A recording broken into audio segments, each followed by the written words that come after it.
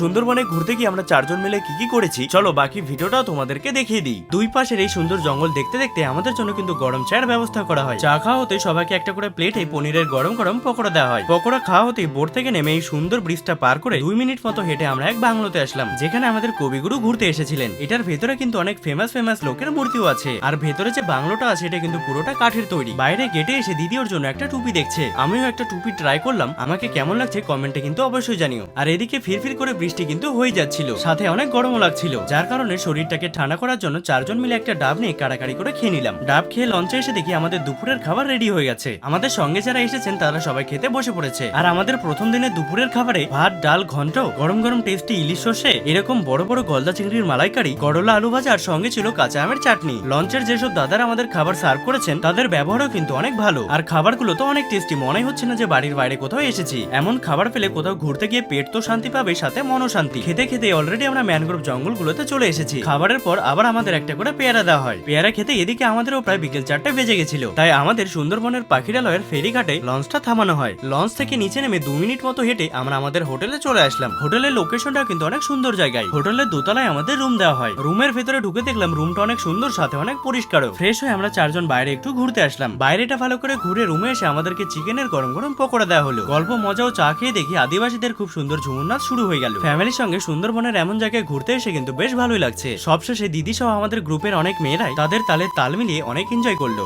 নাচ গানা শেষ হবার পরে আমাদের রাতের খাবার দাওয়া শুরু হয়। খাবারে ভাত, আলু ভাজা, ডাল, সঙ্গে আছে টেস্টি মটন কষা। আর মা যেহেতু মাছ মাংস খায় না, তাই মায়ের জন্য ডিমের কারি করে দিয়েছিল। আজকে সুন্দরবনের এই টেস্টি মাংস খাওয়া থেকে ভিডিওটা শেষ করলাম।